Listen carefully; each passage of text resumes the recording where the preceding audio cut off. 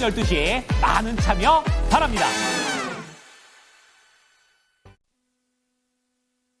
이코노미클럽 시간입니다. 오늘 함께해 주실 분은 퍼스트프라임 리서치의 손여론 팀장 모셨습니다. 팀장님 어서 오세요.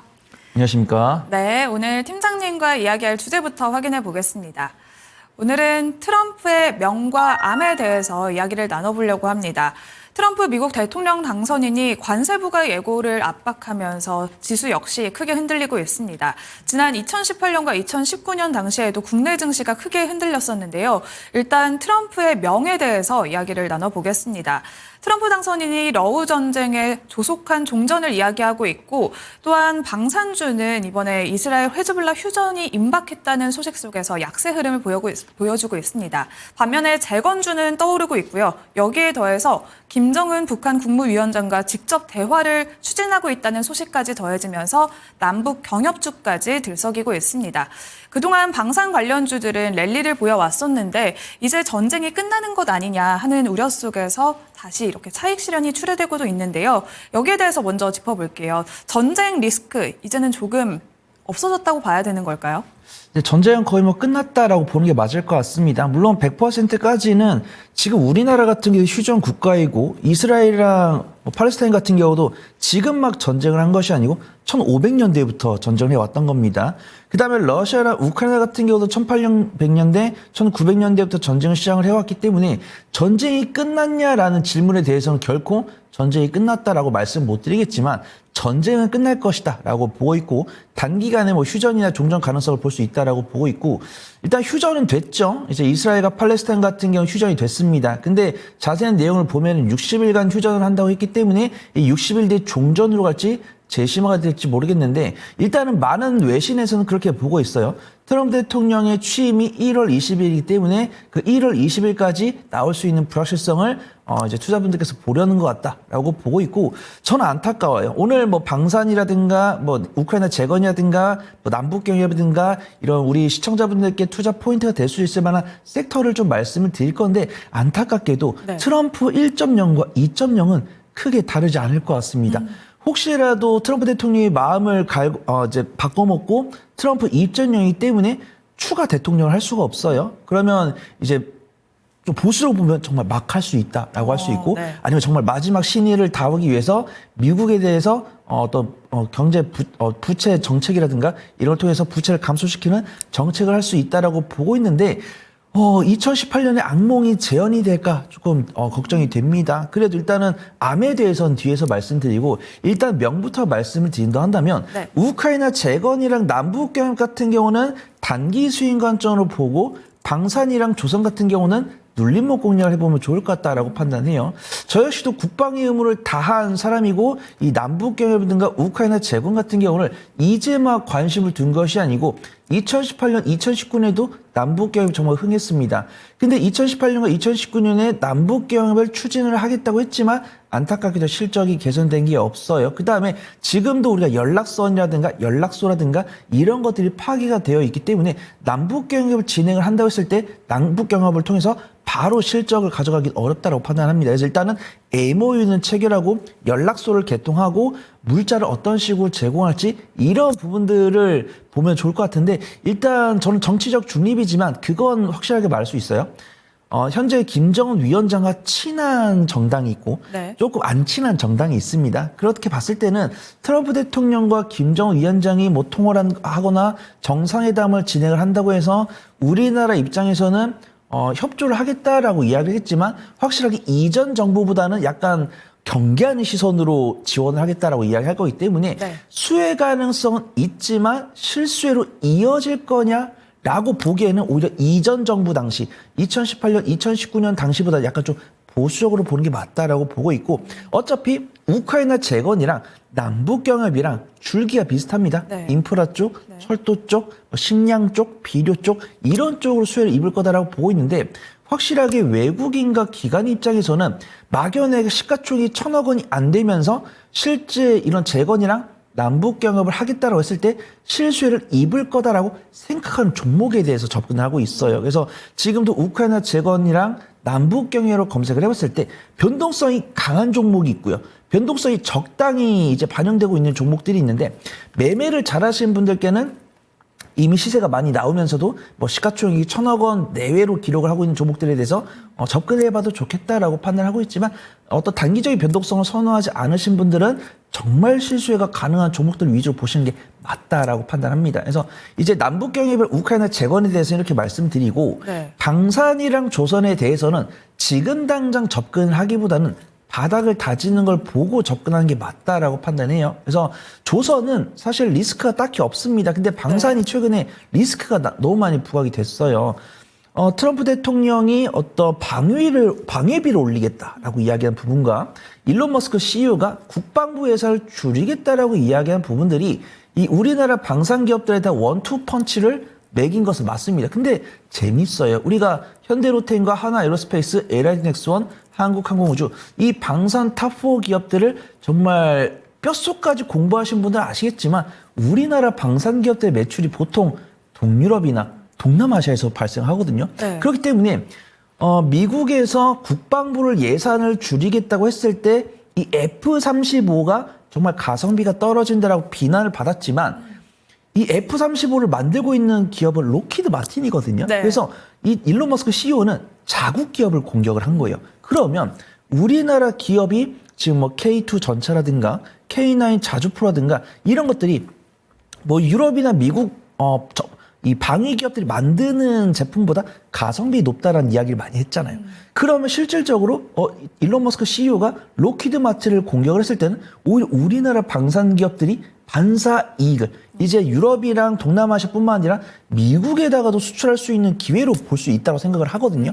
근데 저는 이렇게 생각을 하는데 방산 기업들은 밀리고 있잖아요. 네. 근데 방산 기업들에 대해서 긍정적으로 말씀을 드리면서도 저는 보수적으로 말씀드렸던 부분들이 방산이랑 조선은 실적이 잘 나올 걸 알고 있고 반도체랑 2차 전지에 비해서 캐파를 증설하기가 제한이 되기 때문에 꾸준한 수준은 결국 꾸준한 실적으로 이어질 거다라는 부분들인데 미국에서 국방부 예산을 감소를 하겠다고 했으니까 괜히 우리나라가 불똥을 튀기지 않을까라는 아이디어가 생기는 거예요. 근데 저는 불똥 튀기지 않을 거고 오히려 수출에 대한 기대감이 생길 수 있다고 하는데 네. 외국인과 기업은 방산에 대해서 방산이랑 조선에서 매도를 한다는 것은 이들은 사실은 매도하고 싶은 구실을 찾았을 것이다. 이렇게 판단합니다. 그래서 뭐 현대로템이나 뭐 이런 조선 기업들이 업종퍼 대비해서 고평가 영역이 있는데 이거를 팔 만한 합당한 이 명분이 없는 거예요. 이걸 네. 팔면은 욕을 할 것 같아요. 지금 조선이랑 방산이랑 수주 2년치 있고 네. 실적이 꾸준하게 나올 건데 기관이 팔면은 이제 투자분들께서 언론에서 욕을 할 테니까 유심히 보고 있던 거죠. 근데 트럼프 대통령이 방위비 분담이랑 예산을 국방부 예산을 줄인다고 하니까 합리적으로 보여요. 그래서 매도를 하고 있습니다. 그래서 저는 방산이랑 조선 같은 경우는 지금 당장 현재가로 매수하신 거는 당연히 안 됩니다. 당연히 기본적 분석을 토대로는 매수를 해도 되지만 기술적 분석을 토대로 했을 때는 기다리는 게 맞아요. 언제까지? 외국인과 기관의 매도세가 그쳐질 때까지입니다. 그래서 외국인과 기관의 매도세가 그친 다음에 눌림목을 만들 때는 접근을 해봐도 되는 섹터다. 그렇게 평가하고 있습니다. 네, 이렇게 재건과 대북 관련주 이야기를 나눠봤고 또 실적과 수주까지 받쳐주고 있는 방산과 조선주까지 대응 전략 알아봤습니다. 이렇게 트럼프의 명예는 평화가 있었습니다. 하지만 또 암이 있죠. 바로 관세입니다. 관세에 따라서 또 오늘 국내 증시도 흔들리고 있는데요. 특히나 관세를 부과했을 때 가장 타격을 입는 건 자동차, 완성차를 빼놓을 수가 없습니다. 일단 미증시에서도 제너럴모터스를 비롯한 미국 자동차 기업들의 주가가 약세 흐름을 보여줬고요. 멕시코와 캐나다 공장을 두고 있는 기업들이 굉장히 많습니다. 국내 기업들도 있잖아요. 여기에 더해서 이제 관세가 부과된다면 수요도 둔화할 수 있다. 이미 대응을 해야 된다라고 말하는 목소리도 강하게 나오고 있습니다. 여기에 대해서 또 멕시코도 보복 관세를 내놓을 수도 있을 것 같은데 자동차 업종에 대해서는 관세 어떻게 대처를 해야 될까요? 네, 그렇습니다. 예상을 했지만 실제적으로 받아들였을 때 불확실성의 제거의 일환으로 볼지 아니면 우려감 증폭의 일환으로 볼지 많은 분들께서 고민을 하셨는데 우려감의 증폭으로 보고 계신 것 같아요. 아무리 악재를 알고 있다고 하더라도 내가 놀라게 된다고 한다면 매도세가 나오는 것 같아요. 우리가 주식 투자나 뭐 다른 채권 투자를 하고 있지만 투자는 결국 경제학입니다. 그래서 관세라고 하는 것은 이 가격이라는 것은 수요와 공급 아래서 자유민주주의 시장주의 아래서 가격이 자연스럽게 형성이 돼야 되는 건데 거기다가 이제 추가적인 관세를 먹이는 거잖아요. 그러면은 기본적으로 이 관세라는 것은 자신이 취약한 산업을 보호하는 역할을 하고 있습니다. 그래서 우리가 이 기술력을 취약한데 이 기술력의 성장을 막기 위해서 다른 외부에서 들어오는 것들은 이제 관세를 먹여서 우리나라 산업을 지키는 거죠. 그다음에 미국 같은 경우는 내수 소비 위주로 시장이 형성이 되어 있기 때문에 수입을 많이 합니다. 근데 다른 나라에서 수입을 많이 하게 됐을 때는 정말 자국의 산업들이 위축이 될 수가 있어요. 그래서 천하의 미국이 못하는 산업이 몇 가지가 있습니다. 뭐 엔터라든가 네. 화장품이라든가 조선이라든가 2차 전지나 전기차 이런 것들을 잘 못하다 보니까 정말 제 아무리 미국이더라도 이런 산업들이 기술력이 덜하다 보니까 다른 나라들한테 협업을 하는 모습이에요. 그래서 엔터나 화장품이나 조선 같은 경우는 약간 자존심을 숙이는 모습인데 그래도 미국의 전기차라든가 2차 전지라든가 이런 것들이 이제 뭐 기업들이 있다고 GM이라든가 이런 기업들이 있다 보니까 관세를 먹이는 모습들이고 가장 충격을 먹은 게 우군이라고 볼 수 있는 멕시코랑 캐나다의 관세를 먹인 게 저는 제일 네, 충격이더라고요. 맞아요. 그래서 만약에 중국에다가 많이 관세를 먹이는 거는 이해하겠어요. 그 다음에 유럽이랑 미국은 살짝 우군 편을 하면서 미국이랑 유럽에서 편을 먹고 중국에다 관세를 먹이는 것까지 이해를 하겠습니다.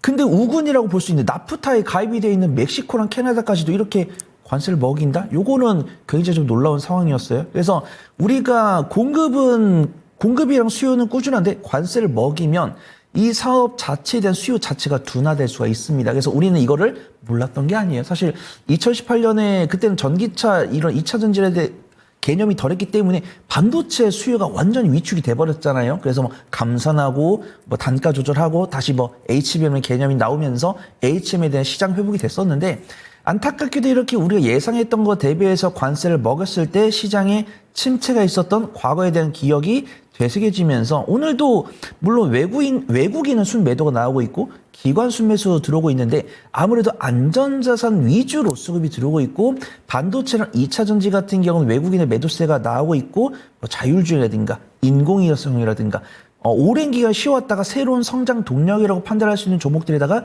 수급이 들어오고 있으니까 이 부분은 좀 인정을 해야 될 것 같아요. 그래서 반도체랑 전기차, 2차 전지 이런 부분들은 악재가 나왔지만 우리가 생각했던 것보다 안 괜찮으니까 외국인의 매도세가 나오고 있으니까 일단은 관심에서 살짝 지우되 그래도 뭐 캘리포니아처럼 우리는 보조금 계속 지급하겠다. 혹은 이번에 그 재무부 장관께서 그래도 바이든 대통령 임기 동안 약속했던 공장 건설에 대한 보조금이라든가 이런 것들은 지급을 하겠다고 했으니까 내가 이 반도체 2차 전지를 신규 매수를 하려다가 지금은 좀 관망을 해야겠지만 신규 매수 타점은 곧 다가오기 위해서는 2차 전지 업황 개선이라든가 엔비디아를 필두로 한 반도체 업황에 대한 우상향 기조가 유지되는 것이 중요할 것 같다. 그렇게 평가해 보도록 하겠습니다.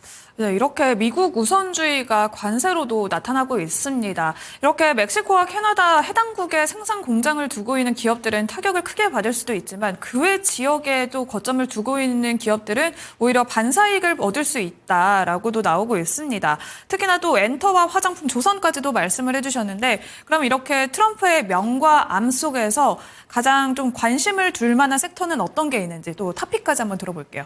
네, 그래도 저는 오늘 관심 섹터 중에서 종목을 고르는 게 맞다라고 판단합니다. 그래서 일단은 대본에서는 뭐 재건주랑 대북주랑 방산주랑 자동차를 말씀을 해 주셨는데 제가 또 열심히 공부를 하다 보니까 자꾸 곁다리를 붙이게 돼요. 그래서 뭐 재건주도 말씀드릴 수 있고 대북주, 방산주, 뭐 제약바이오, 전력설비 이쪽 말씀드리고 그다음에 뭐 반도체, 2차 전지, 뭐 자동차, 철강, 화학 이런 식으로 간단하게 좀 말씀을 드렸는데 네. 저는 이 중에서도 우크라이나 재건과 남북 경협을 동시에 입을 수 있는 종목을 좀 보시면 좋을 것 같아요. 네. 그래서 제가 오늘 탑픽으로 준비한 종목은 현대건설이라는 종목입니다. 그래서 매매를 잘하시는 분들은 뭐 SY스틸텍이나 뭐 현대에버다임이나 뭐 HD 현대건설기계, 그다음에 뭐 남북 경협을 했을 때는 뭐 유신이라든가 대아TI 이런 종목들을 말씀을 드릴 수 있겠지만 제가 이 시장 중심에 매일 나오지 않아요. 그래서 네. 오랜만에 나왔는데 그렇기 때문에 좀 매매, 단기적인 변동성을 선호하지 않으신 분들도 안전하게 수익을 가져갈 수 있는 종목을 소개해드리고 일어나는 게 맞을 것 같아요.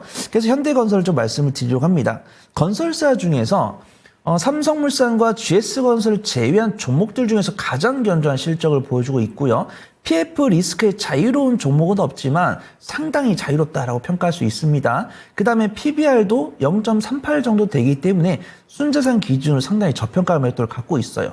그러면 손 팀장이 지금 이렇게 현대건설을 말하고 자리를 떠나겠지만 그래도 추가적인 리뷰를 들을 수 없겠지만 안전하게 매수할 수 있는 인사이트는 얻어 가신 겁니다. 그러면 이 종목이 가져갈 수 있는 일간 변동성이 커질 수 있는 인사이트는 두 가지가 있습니다. 일단은 현대라는 이름이 있기 때문에 남북 경협이 만약에 진행이 된다고 했을 때는 현대과 관련 종목이기 때문에 가장 큰 수혜를 입을 수 있다고 보고 있고 우크라이나 재건 수혜도 입을 수 있습니다.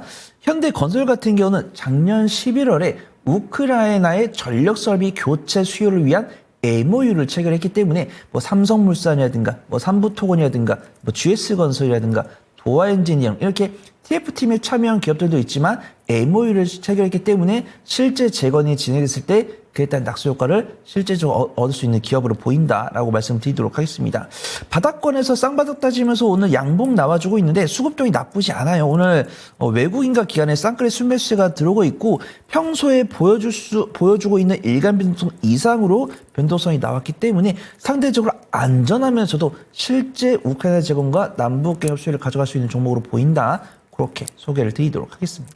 네, 이렇게 오늘 탑픽으로는 우크라 재건과 남북 경협 두 가지 모멘텀에서 실수혜를 볼 수 있는 현대건설을 말씀해 주셨습니다. 그러면 현대건설의 가격 전략까지 한번 자세히 알아볼까요? 네, 지금 플러스 3.83% 상승 28,500원 정도 기록을 하고 있는데 분할 매수 잘 해보시면 좋을 것 같아요. 근데 워낙 기술적 위치가 바닥권이고 일간 변동성이 크지 않기 때문에 제가 보통 단기적으로 움직이는 종목들 보이면은 한 마이너스 4% 구간까지 분할 매수 해보시라고 말씀을 드리거든요. 근데 현재가 28,500원부터 한 마이너스 2% 구간 한 28,000원이나 27,900원까지 분할 매수 해보시면 좋을 것 같아요. 손절가는 제가 한 마이너스 6% 구간 설정을 해드리고 1차 목표가는 플러스 10% 구간이 한 35,000원 정도 잡아보시면 좋을 것 같고 35,000원 돌파 여부에 따라서 혹은 제가 일어난 이후에 건설 경기 호황이라든가 이거 기준금리 인하 기대감이라든가 이런 것들이 나왔을 때는 1차 목표가 이상 볼 수 있을 것 같다. 그렇게 판단해 보도록 하겠습니다. 네, 이렇게 우크라 재건과 남북 경협 관련해서는 현대건설을 말씀해 주셨는데요. 그럼 한 가지 더 다른 섹터를 눈여겨본다면 어떤 섹터를 또 우리가 수혜를 볼 수 있다고 볼까요? 저는 화장품이나 엔터 보고 있습니다. 엔터, 네. 어떤 이 관세라는 것도 품목마다 정해주는데 품목마다 다른 걸 알 수 있죠. 그다음에 미국한테 자기들한테 좀 이 경쟁자가 될 거다라고 판단한 섹터는 확실하게 관세를 높게 먹이는 부분들인데 화장품이나 엔터 같은 경우는 자신들도 어떤 도움이 필요하기 때문에 관세를 먹이겠지만 상대적으로 좀 적게 관세를 먹이지 않을까 그렇게 판단돼요. 그래서 화장품 같은 경우는 저는 실리콘투라든가 코스맥스, 코스메카 코리아 이렇게 ODM 기업이면서도 미국과 연관성이 있는 종목들 위주로 보고 있고 엔터 같은 경우는 굳이 탑픽을 말씀드리지 않습니다. 저는 엔터 같은 경우는 우리 시청자분들께서 좋아하시는 종목 사셔야 된다라고 판단을 해요. 그래서 지금도 올해 상반기 실적이 일회성 비용으로 많이 훼손이 됐지만 많이 회복하는 모습들이고 변동성은 확실하게 하이브랑 YG가 큽니다. 근데 변동성이 큰 이유는 불확실성이 있기 때문이죠. 하이브 같은 경우는 이제 어도와의 오너 리스크, 그 다음에 YG 같은 경우는 오너 리스크뿐만 아니라 아티스트 리스크까지 있어요. 그래서 저는 에스파를 제일 좋아하기 때문에 네. SM을 종종 탑픽으로 말씀드립니다. 근데 JYP도 괜찮다라고 판단해요. 그래서 엔터 중에서 가장 안전한 종목을 원한다라고 하신 분들께는 JYP를 말씀드리고 저도 에스파 좋아합니다 하시는 분들은 SM 유심히 보시면 좋을 것 같습니다. 네, 이렇게 화장품과 엔터까지 섹터 잘 참고해 보시길 바랍니다. 그러면 오늘은 여기서 마무리 짓겠습니다. 오늘 말씀 고맙습니다. 감사합니다. 네, 포스트 프라임 리서치 손여로 팀장과 함께한 이코노미 클럽 시간이었습니다. 지금까지 전해드린 내용은 특정 종목의 주가 상승과 하락을 보장하지는 않습니다. 우리 시장도 조금씩 힘을 내주고 있습니다. 전략 잘 참고하셔서 오늘도 장 마감까지 성공 투자하시길 바랍니다. 시장의 중심은 여기서 마치겠습니다. 시청해주셔서 고맙습니다.